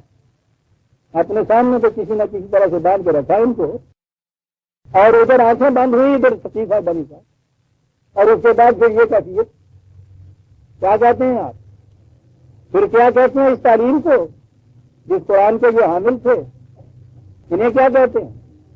پھر کیا کہتے ہیں اس نمونے کو جسے آپ کہتے ہیں قیامت تک کے لیے ہمارے پاس یہ نمونہ ہے؟ قرآن نے تو سبیل المومنین اختیار کرنے کا حکم دیا، مومنین کا راستہ اختیار کرو، تو وہ مومنین نہیں ہے تو مومنین حقہ تھے۔ تو اگر مومنین حقہ کا راستہ یہ ہے جس کا حکم ہو رہا ہے کہ اختیار کرو، تو پھر آج آپ گلا گزار کیوں ہیں کہ یہ ایک دوسرے میں یہ خنجر گھونپ رہے ہیں؟ راستے میں کھڑے ہوا ایک بدماش دوسرے شریف آدمی کے گھر میں، وہ کہتے ہیں یہ تو سارے کا سارا ہم نے تو اس وہاں سے لیے، آپ کے یہاں سارے صحابہ ایک دوسرے کے خلاف ایک دوسرے کے سینے میں خنجر گھونپ رہے تھے، 70,000 کہہ رہے ہو نا، ایک جنگ میں شہید ہو گئے تھے۔ کیا کہتے ہیں آپ؟ سوچیے عزیزان من۔ اور پھر یہ جنہوں نے یہ دی ہے آپ کو یہ چیزیں، انہیں آپ ایک پہلے تھے امام قبری، آخر میں رحمۃ اللہ علیہ، یہ سارا کچھ ان کے ساتھ سینے سے لگائے پھر رہے ہیں آپ کے مکتب دارالعلوموں کے اندر ان کے ورد ہوتے ہیں، ان کے ختم ہوتے ہیں، ان کو نصاب میں داخل ہیں، یہ پڑھائے جا رہے ہیں۔ کتنا ہی نہیں ہے، آپ ان کو مستند مانتے ہیں۔ تعلیم تو ہوتی ہے نظری، یہ تھیوریٹیکل ہوتی ہے، اس کا نمونہ ہوتا ہے پریکٹیکل کنکریٹ، وہ تاریخ ہوتی ہے۔ نتیجہ اس کا یہ ہے کہ یہ قرآن کریم کے اندر جو میں نے آج مثلا آپ کے سامنے پیش کی ہیں، تو نئی بات تو میں نے پیش نہیں کی، قرآن کی آیتیں ہیں، یہ ہم سب کے سامنے ہیں نا، یہ آیتیں تو ہیں ہمارے سامنے، لیکن آپ دیکھیے جہاں ہم بیٹھیں گے جنگ سفین، جنگ سفر، سقیفہ بنی سعادہ کے ساری قصے جو ہیں ہم بیان کرتے چلے جائیں گے، کوئی اس میں نہ چرک ہوگی نہ کھٹک پیدا ہوگی، تو ہم کر کیا رہے ہیں، کیا کیا رہے ہیں؟ وہ ایک طرف قرآن کی یہ شہادتیں ہیں، دوسری طرف ہم یہ چیزیں بیان کر رہے ہیں۔ چلیے پھر ساری تاریخ یہاں وہ یہ کہہ رہا ہے کہ ضرورت سے زیادہ جو کچھ کسی کے پاس ہے وہ سارا دوسروں کی ضرورت کے لیے آ گئی تاریخ صاحب، تو وہ بھی حضرت فلاح حضرت صاحب سے میں کیوں نام صحابہ کا باہر ہے کہ جی ان کو پوچھے نہیں، ان کا قافلہ جو دولت کا آیا کرتا تھا، پچھلا اونٹ مصر میں ہوتا تھا، اگلا اونٹ مدینے میں ہوتا تھا، صاحب انبار لگے ہوئے دولت کے ان کے ہاں، تو یہ سارا کچھ ہو رہا ہے صاحب، تاریخ چلی آ رہی آتے ہیں۔ میں اس کو چھوڑتا ہوں، میں اتنے حصے کو لیتا ہوں جس کی شہادت قرآن نے دی ہے ان مومنین حقہ کی، جن کے متعلق کہا ہے کہ ہمارا بینا ہوں اللہ کا بینا قلوب، کیا جن کے دل جوڑے تھے اللہ نے، اور کہا تھا رسول سے کہ یہ وہ نعمت ہے کہ دنیا کی کسی دولت خرچ کرنے سے یہ حاصل نہ ہو سکتی، ہم نے پیدا کی۔ کیا اس کی یہ ملمہ اتنا ہی تھا کہ ابھی رسول اللہ صلی اللہ علیہ وسلم کہ آنکھ بند کیے ہوئے کو ایک دن بھی نہیں گزرا ابھی، تو میں نے کہا جس کو طیب ابھی باہر رکھا ہے کہہ رہی ہے تاریخ، اور وہاں یہ کچھ ہو رہا ہے صرف فتح، یہی ہے سیرت آپ کے صحابہ کی۔ اور ان میں تو پھر یہ انصار اور مہاجرین خاص طور پہ اس میں لکھا ہے، اس صحیفہ بنی سعادہ میں نہ بھی لکھا ہو تو یہ جنگیں ساری جتنی ہوئی ہیں ان میں یہ 3 گروہ ہوں گے نا جن کا میں نے ابھی ذکر کیا، السابقون الاولون، پھر وہ کہ واتبعہم بإحسان، پھر وہ جو فتح کے بعد آئے جن کے متعلق قرآن نے کہا کلا وعد اللہ الحسنى، یہ سارے آ گئے نا اس میں، اور یہ سارے آپ نے کھڑے کر دیے میدان جنگ میں لاکھ، آدھے ایک طرف آدھے ایک طرف، اور اس کے بعد پھر آگے امت کے لیے یہ چیز آ گئی کہ 2 گالیاں انہیں، جنہوں نے گالی نہ دی ان سے بھی کہو کہ صاحب کیا کہتے ہیں آپ، کہا کہ صاحب یہ مقام وہ ہے کہ اس میں بہرحال ہمیں ذرا خاموشی سے ہی آگے بڑھ جانا چاہیے، یعنی تم زبان سے نہیں دیتے، دن سے گالی دیتے ہیں، جن کے متعلق یہ کہتے ہو تو زبان نہ کھلواؤ ہماری، یہ کہہ رہے ہیں نا عزیزان من۔ اللہ اکبر اللہ اکبر۔ تو خدا اور اس کے فرشتے ان کے اوپر درود بھیجتے ہیں اس جماعت مومنین کے اوپر، وہ رضی اللہ عنہ ورضوا عنہ کہہ رہا ہے، تم یہ کہتے ہو کہ یعنی یہ اپنی طرف سے یہ بہت زیادہ جو متقی پرہیزگار مومن بنتے ہیں وہ کہتے ہیں تو صاحب یہ وہ مقام ہے ان کے متعلق کچھ کہلانا نہیں چاہیے، یعنی محاورہ ہمارے ہاں کہ میری زبان نہ کھلوائیے، یہ کہتے ہیں نا کہ وہ تو زبان کھول دیتے ہیں، تو ہماری زبان نہ کھلوائیے، آگے چلے جائیے۔ سارے صحابہ اعتبار کی جماعت، اگر یہ ٹھیک ہے کہ درخت اپنے پھل سے پہچانا جاتا ہے یہ پھل جو آپ دنیا کے سامنے پیش کر رہے ہیں عزیزان من، اس درخت طیب کے متعلق دنیا کا کیا، اور دنیا کہتی ہے اس کے بعد، جب وہ کہتی ہے تو اس کے تم چھوڑا بوم دیتے ہو اور ان کو پھر برس میں آسان کر دیتے۔ پرویز کافر اس لیے تھا، اس نے کہا کہ بابا یہ جو تاریخ تمہاری لکھی ہوئی ہے بیٹھ کے اس پہ نظر ثانی کرو۔ سوال پیدا ہوا تھا کہ اس کے متعلق تحقیق کی کس طرح کی جائے۔ میں نے کہا کوئی ذریعہ تحقیق کا نہیں ہے تمہارے پاس، ہے ہی نہیں جی۔ یہ جتنے نئے نئے کتابیں لکھنے والے آپ کے سامنے آتے ہیں نا، یہ کہتے ہیں کہ ہم محقق ہیں، آپ تاریخ میں اور مورخ۔ عزیزان من سوچیے کہ تاریخ یہ تحقیق کر کیا سکتے ہیں؟ ان کے پاس وہ کتابیں جو پہلے اس دور کی لکھی ہوئی آ رہی ہیں، کچھ بھی لیجئے، تبری کی مقصود کتاب ہے، اس سے پہلے 2-3 کتابیں اور لے لیجئے۔ اس کے سوا تو کوئی اور ذریعہ ہی نہیں ہے آپ کے پاس اس زمانے کی تاریخ معلوم کرنے کا۔ وہ تو معلوم نہیں کتنی گہری سازش تھی، میں وہ بتایا کرتا ہوں۔ مدینے میں نبی اکرم صلی اللہ علیہ وسلم کا زمانہ 10 سال کا، حضرت عثمان تک کا زمانہ جو ہے خلافت راشدہ کا، وہ بہرحال سال 35 ہجری تک کا۔ مدینہ اتنی بڑی مملکت کا دار السلطنت، یوں ہی کوئی خانقاہ نہیں ہے، کوئی تقیہ دائرہ نہیں، کوئی دار المطالعہ نہیں، یعنی اتنی بڑی مملکت کا کیپٹل سٹی، اتنے عرصے تک وہاں یہ مملکت قائم رہی۔ مدینہ طیبہ، اس میں نہ اس کے بعد ایسا زلزلہ آیا ہے کہ وہ زمین میں دھس گیا ہو، نہ کبھی ایسی آگ لگی کہ سارا شہر جل گیا ہو، نہ کوئی سیلاب آیا کہ سارا شہر بہہ گیا ہو، نہ کسی نے باہر سے ایسا حملہ کیا کہ اس نے سب آ کے مسمار کر دیے ہوں۔ محفوظ چلا آ رہا ہے اس زمانے سے آج تک۔ اتنی بڑی مملکت کا اتنا بڑا کیپٹل سٹی، ایک چٹ آف پیپر وہاں موجود نہیں آپ کے یہاں کی اس دور کی۔ یہ اتنی بڑی مملکت کا کاروبار ہو گیا کہ تو انگلیاں بھی گن دیں ہوں آگے سے۔ فرامین جاری ہو رہے ہیں، دوسری مملکتوں کے ساتھ کاروبار ہو رہے ہیں، یہاں مملکت کا حساب کتاب، رجسٹر، سیکریٹریٹ، یہ سارا کچھ ہے۔ ایک پرزہ کاغذ کا اس دور کا آپ کے پاس نہیں ہے۔ تاریخ ہے یہ 200 سال، 250 سال، 300 سال بعد کی لکھی ہوئی، اس میں یہ سب کچھ آ گیا۔ میں پوچھتا یہ ہوں جسے آپ کہتے ہیں کہ صاحب تاریخی تحقیق کے بعد یہ محقق ہے، مورخ ہے، وہ کیا کرے گا؟ وہ کرے گا یہ کہ یہی جو زمانے کی 5, 7, 10 کتابیں ہیں ان کو لے لے گا، اپنے مرضی کے مطابق ان میں سے جو چیز چاہے گا چن کے الگ کر کے، یہ ہوگی اس کے ہاں کی اس کی تحقیق انیق تاریخ کے مطابق۔ ہر لکھنے والا اپنی مرضی کا اس کے مطابق اس میں سے چن لے گا۔ اور تاریخ تو نیپولین کے الفاظ میں وہ کہتا تھا چلڈرن پلے باکس ورڈ، وہ بچوں کے پاس ہوتا ہے نا ABC اس بہت سے اکٹھے کیے ہوئے، تو انہوں نے ورڈ بنانا ہوتا ہے، واٹر اس میں سے WATER اس میں لکھا، اس میں فائر بنانا ہے FIR۔ وہ کہتا ہے اس ڈبہ تاریخ کے ڈبے میں سے جس قسم کا لفظ بنانا چاہے اس قسم کے حرف مل جاتے۔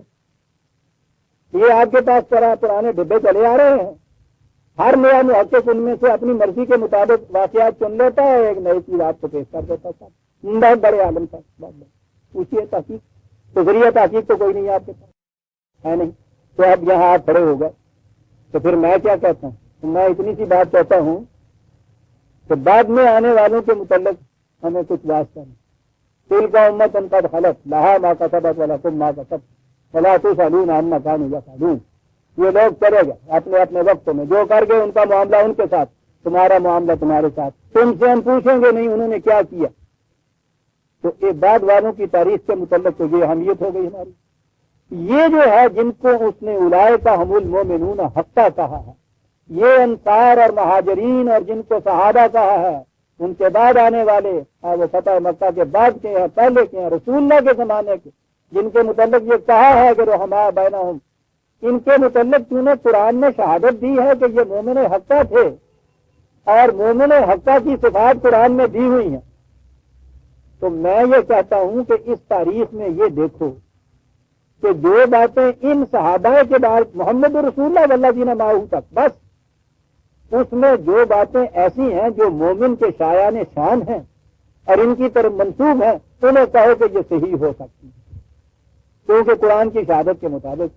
اور اگر ایسی باتیں ہیں جو ایک مومن کے شایان شان نہیں اور تاریخ میں ہے، کہو کہ یہ تاریخ کا بیان غلط ہے، اس لیے کہ اگر اسے ہم صحیح مانتے ہیں تو قرآن کے بیان کی تکذیب کرتے ہیں ہم کہ یہ جھوٹ بولتا ہے معاذ اللہ۔ یہ ہے معیار عزیزان من، صرف اس دور کی تاریخ مرتب کرنے۔ یوں مرتب کی جائے گی، اور اس کے لیے بڑا مٹیریل آپ کو ملتا ہے۔ نبی اکرم صلی اللہ علیہ وسلم کی سیرت طیبہ میں بھی تاریخ کی روح سے جو بیان مرتب کی ہیں لوگوں نے، آپ کو پتا کس قسم کی اس میں رتب عادت ہے؟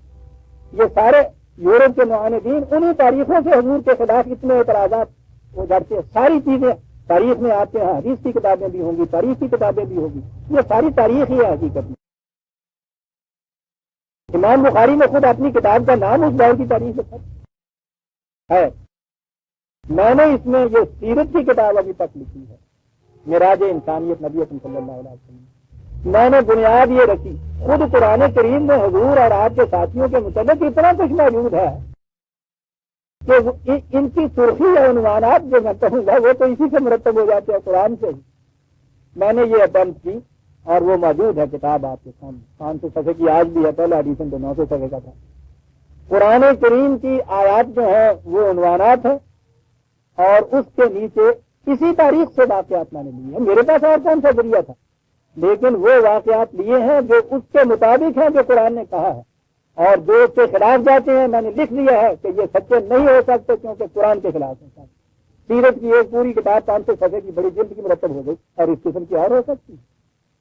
دور محمد رسول اللہ والذین معہ، ان کے متعلق تاریخ سے یہ کیجیے، یہ تاریخ ہوگی آپ کے ہاں کی اس دور کی ایک مثبت تاریخ، کیونکہ اس کی سند قرآن دے گا۔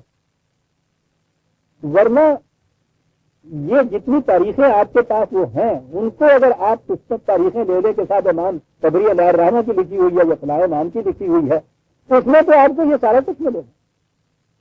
اور اگر یہ معیار آپ کے پاس نہیں تو پھر دوسرا معیار آپ کے پاس نہیں اس کا کہ اس کو آپ غلط کہیں اس کو صحیح کہیں۔ وہ جو کہا کرتے ہیں مجھے آپ کا کہ جی اگر آپ حدیث کو نہیں مانتے تو آپ نے یہ حدیث کیوں کوٹ کر دی؟ ارے سوچو تو صحیح کہ میں کیا کہتا ہوں، تم نے خود فیصلہ کر لیا نا حدیث کو نہیں مانتا۔ میں کہتا یہ ہوں کہ کوئی حدیث کے مجموعوں کے اندر کوئی ایسی حدیث جو قرآن کے خلاف جاتی ہو، جس سے رسول اللہ صلی اللہ علیہ وسلم کی سیرت داغدار ہوتی ہو، میرے نزدیک وہ رسول اللہ کی حدیث نہیں ہے۔ یہ نہیں میں رسول اللہ کی حدیث میں نہیں مانتا، میں اس کے متعلق کہتا ہوں کہ وہ ہے نہیں رسول اللہ کی۔ کیوں نہیں ہے سر؟ اس لیے کہ رسول اللہ کے متعلق قرآن کی شہادت ہے کہ حضور قرآن کے مطابق حضور کی سیرت تھی۔ تو حدیث یا تاریخ میں کوئی بات ایسی جو حضور کی طرف منسوخ کی جائے اور وہ اس سیرت کے خلاف ہے جو قرآن نے دی ہے، ہم کہیں گے کہ غلط ہے۔ عزیزہ نے من ایک تبری کیا 10,000 تبری، ایک بخاری کیا کتنے بخاری اور ان کی کتابیں، وہ ایک طرف، قرآن کی شہادت ایک طرف۔ قرآن کی شہادت کے خلاف اگر ان لوگوں میں سے 1000 کے متعلق بھی یہ کہنا پڑے کہ ان کو غلط فہمی ہو گئی یا انہوں نے غلط لکھ دیا ہے، آسمان نہیں ٹوٹ پڑے گا ابوالکلام آزاد کے الفاظ میں۔ لیکن یہ چیز کہ جو بات حضور کی سیرت کے خلاف جائے، صحابہ کے اوپر داغدار ان کی سیرت کو کرے، قرآن کی شہادت کے خلاف جائے، اسے وہاں سے ماننا جو ہے قرآن کی تکذیب ہے، قرآن کی تردید آپ کرتے ہیں۔ ایمان ہم قرآن پہ لانے کے لیے مکلف ہے، کسی تبری کے اوپر نہیں، کسی بخاری پہ نہیں۔ پوچھا یہ جائے گا ہم سے کہ ہم نے ان کے متعلق جو کہا تھا کہ یہ مومن حقہ ہیں، تم نے جو ان کے متعلق یہ دل میں خیال یا عقیدہ رکھا کہ یہ ایسے انہوں نے کام کیے جو مومن تو ایک طرف عام شریف انسانوں کے لیے کی سیرت کے کریکٹر کے خلاف ہوتے ہیں، ہماری اس شہادت کے خلاف تم نے یہ کیوں مانا؟ کیا اس وقت تبری چھڑا لے گا آپ، یا یہ کہہ کہ آپ بچ جائیں گے کہ صاحب میں نے تو یہ تبری والی بات جو ہے یہ کی؟ وہ کہے گا کہ ہم نے کہا تھا کہ ہم تم سے یہ پوچھیں گے نہیں، تبری نے کیا کہا؟ اس قرآن کو تھا نا ایمان دوبارہ، تھا نا قرآن میں ہم نے یہ لکھا ہوا، پھر کیوں مانا تم نے؟ اتنی سی بات ہے جیزا نے۔ تو اس دور کی تاریخ جو ہے وہ نئے سرے سے مرتب کرنی ہے قرآن کو بنیاد بنا کر، کیونکہ اس نے کہا ہے اولئک هم المؤمنون حقا لهم درجات عند ربهم ومغفرۃ ورزق کریم۔ یہ ہے عزیزان من مسلک میرا حضور کی سیرت، صحابہ اکبار کی سیرت کے متعلق، ہماری تاریخ کے متعلق، قرآن کی شہادت کے متعلق۔ بات یہاں سے چلی تھی، کہا تھا کہ مومن کون ہے؟ جب عمومی ذکر آتا ہے ان کے سامنے تو ایک ریسپٹو موڈ پیدا ہو جاتا ہے، وجلت چلتا ہے، حکام سامنے پیش آتے ہیں، سر تسلیم کم کر دیتے ہیں، ان کا یقین اور محکم ہو جاتا ہے اور کانفیڈنس بڑھ جاتا ہے، پھر وہ اس نظام کی تشکیل کرتے ہیں جو کچھ بھی انہیں دیا جاتا ہے کھلا رکھتے ہیں دوسروں کی ضرورت کے لیے. انہیں مومن حقہ کہا گیا. تو میں نے کہا تھا کہ صرف یہی بات ہے جو ہم یہ کہہ رہے ہیں. تو میں نے کہا تھا کہ قرآن واضح کرتا ہے. بات رزق کریم کے بعد کہا کما اخرجا کا ربوں کا. یہ کما دیکھیے کیا بات کر رہا ہے. جس طرح یہ ہوا تھا تو بات سمجھ میں آ گئی کہ جس طرح یہ آگے بات بتا رہا ہے نا یہ اس طرح ہے وہ ایمان, اس طرح ہے وہ اقامت صلاحت, اس کے معنی ہے انفاق, اس کے معنی ہے مومن حقہ ہونا. یہ کما والی بات جیسے یوں ہوا تھا. یہ پتہ ہے اس کما کے بعد پھر کیا بات آئی ہے آگے. ورنہ نماز کی بات ہو تو کما کے بعد آنا چاہیے نا, جیسے امام ابو حنیفہ پڑھا کرتے تھے یا امام مالک پڑھا کرتے تھے, یہی آنا چاہیے نا آگے. یہاں تو کچھ اور ہی آ رہا ہے. کیا آ رہا ہے؟ اسلام کے نظام کا وہ مار کا آ رہا واقعہ جسے قرآن نے یوم الفرقان کہا کہ یہاں الگ الگ ہو گیا کفر اور اسلام. کون سا واقعہ تھا یہ جنگ بدر, یہ کما کے بعد وہ ہے جیسا کہ جنگ بدر میں سامنے آ گیا. کیا تھی یہ جنگ؟ 13 سال تک مدینے میں آپ نے اس پرانی تعلیم کی تبلیغ کی, اس فکر کی اشاعت کی, اس میں سے جتنی شہید روحیں تھیں وہ کھچ کے آپ کے ساتھ آ گئی. مسلسل مخالفت, صعوبات, مشکلات, دشواریاں, تاہم دشواریاں, بڑی تکالیف انہوں نے برداشت کی. اس کے بعد ایک متعین پروگرام کے مطابق, یاد رکھیے ہجرت اسکیپزم نہیں ہے, فرار نہیں ہے, بھاگنا نہیں ہے, بلکہ ایک پروگرام ہے کہ اس کے بعد تم دیکھو جب جماعت تیار ہو جائے تو پھر دیکھو کہ کون سی فضا ایسی ہے جو اس نظام کی عملی تشکیل کے لیے زیادہ سازگار ہو. قرآن کسی جماعت کے فرد کو کسی سرزمین کے ساتھ وابستہ نہیں کرتا. زمین سے وابستہ تو یہ پہاڑ اور پتھر اور یہ درخت ہوتے ہیں, انسان نہیں ہوتا. کہا جو بھی فضا سازگار ہوگا وہاں چلے جاؤ, اسے ہجرت کہتے ہیں. وہاں آ گئے. اب یہ جو تھے قریش, ان سے کچھ نہیں کہا, کچھ لے کے نہیں ان کا آ گئے, اس طرح سے بھاگ کے نہیں آ گئے. ان کی تو امانتیں بھی واپس کر کے آئے تھے. یہ تو معاملہ ختم ہو جانا چاہیے تھا. اگر یہی ان کو شکایت تھی کہ یہاں یہ لوگ جو کچھ کہتے ہیں ہمارے بتوں کی توہین ہوتی ہے, تو یہ کہنے والے چلے گئے. بات صاف ہو جانی چاہیے. یہیں سے پتہ چلتا ہے کہ معاملہ اتنا ہی نہیں تھا, معاملہ تو کچھ اس سے بڑا تھا. قریش نے ایک بہت بڑا لشکر تیار کیا مدینے پہ حملہ کرنے کے لیے. پہلے تو مدینے کا جو غیر مسلم سردار تھا اس زمانے کا, پہلے تو اس سے یہ لکھا کہ یہ ہمارے ہاں کے باغی لوگ بھاگ کے آ گئے ہیں, یا ان کو وہی قتل کر دو یا انہیں باندھ کے ہمارے پاس بھیج دو واپس. اسے تو حضور نے سمجھایا تو بات اس کی سمجھ میں آ گئی. اس نے یہ نہیں کیا تو اس کے بعد وہاں سے ایک لشکر جگہ اس زمانے کا عزیزہ نے من, جو ہم 1000 کہتے ہیں, آج تو کچھ ہے نہیں, اس دور کے اندر یہ بڑی چیز. اور پھر قریش تو سارے کے سارے بڑے جنگجو قوم کی, بڑے لڑاکے, ساز و سامان سارا ان کے ساتھ, اس پورے ساز و جراحت کے ساتھ, اسلحہ کے ساتھ, اتنے بڑے نبرد آزما سپاہ 1000 کی تعداد میں ان کے طرف آ رہی ہے. یہ جو ابھی ابھی حال ہی میں بیچارے اپنا گھر بار چھوڑ کر, یہ آپ نے یہاں سے پناہ گزین بھی تو دیکھے تھے اگر 47 میں, تو آپ کو معلوم ہوگا کہ یہ آنے والے کس حالت میں آیا کرتے ہیں.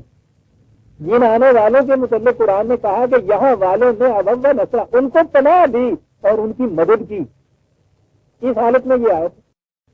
اور یہاں اور وہاں دونوں مل کے تو 300 کے قریب تعداد بنتی. سر چھپانے کو بھی ٹھکانا نہیں تھا, فوج تو ایک طرف رہتی. تو وہ تو جو جب میں نے سنا نا دسمبر 47 میں انڈیا نے اس زمانے میں یہ فیصلہ کیا تھا کہ پاکستان پہ حملہ کر دیا جائے, کیونکہ اس وقت بڑا ہی نازک ان کی حالت, بڑی پتلی حالت ہے, بڑی کمزور حالت ہے, اس وقت حملہ کر دیا جائے. تو وہ تو ان کے ہاں کے ہی جو اسٹریٹجی جاننے والے فوجی تھے, انہوں نے یہ مشورہ دیا تھا کہ ابھی نہیں. لیکن حالت جو تھی ہماری یہاں اس زمانے میں, ہم جانتے ہیں کہ اس ایسے حالت میں کہیں باہر سے حملہ ہو جانا جو تھا وہ ختم کر دینے والی بات ہو سکتی ہے. یہ حالت تھی مدینے میں ان لوگوں کی جو قریش اس طرح سے حملہ آور ہو, اور ان کے لیے کتنا بڑا یہ پھر کٹن مرحلہ, کتنا بڑا امتحان تھا. یہ 300 سے سارے, اور وہ تاریخ بتاتی ہے کہ ان کے پاس 2 گھوڑے تھے.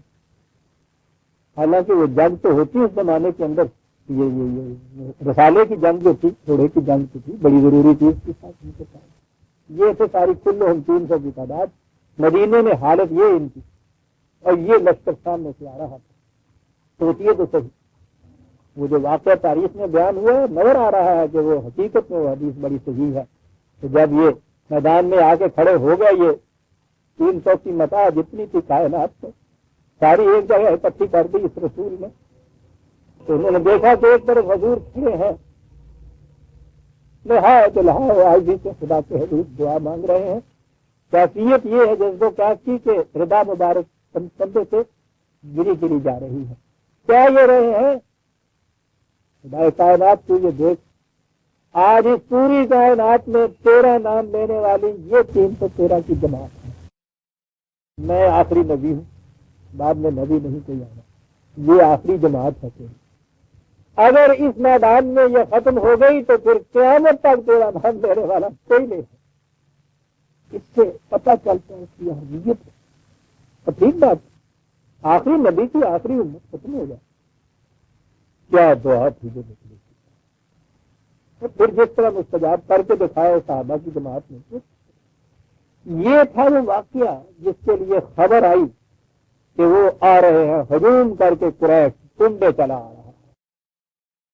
اور ایسے وقت میں آپ نے سوچ لیا ہے یہ کہ یہ جو پھر ساتھ نکلے ہیں، یہ جو اوپر کہا تھا اولئک هم المؤمنون حقا، یہ جو اقامت صلاۃ اور انفاق کا ذکر پہلے کیا تھا، یہ جو مومنین کا ذکر کیا تھا، ان کی خصوصیت کیا ہے، اس کے لیے ایک عملی جو مثال پیش کی ہے، کما اخرجک ربک من بیتک، جس طرح اس دن جنگ بدر کے لیے خدا نے تمہیں گھر سے نکالا تھا، باہر آیا تھا، بالحق، حق کے لیے ہوئے، کوئی اور جذبہ نہیں ہے۔ کہا یہ ہے وہ چیز جس سے کہ یہ پھر یہ مومن حقہ بنے تھے۔ کیا ہوا تھا؟ تفصیل آگے آئے گی، پوری صورت میں تفصیل آئے گی، یہ بڑی عجیب عجیب چیزیں آئیں گی، لیکن پھر اس تفصیل کو پھر آگے چل کے بیان کروں گا، اس لیے کہ آج مجھے ایک اعلان بھی کرنا ہے، اور اس کے لیے میں نے 2-4 منٹ آپ سے مستعد مانگ لیے ہیں۔ ربنا تقبل منا انک انت السمیع العلیم، سورہ الانفال کی ایک ہی آیت ہم نے یہ لی ہے، میں دیکھ لوں، جی ہاں، سورہ 4، 2، 3، 4 آیتیں ہم نے لے لی ہیں، 5ویں آیت سے ہم آگے شروع کریں گے، اور اسی کے متعلق مجھے یہ اعلان کرنا ہے۔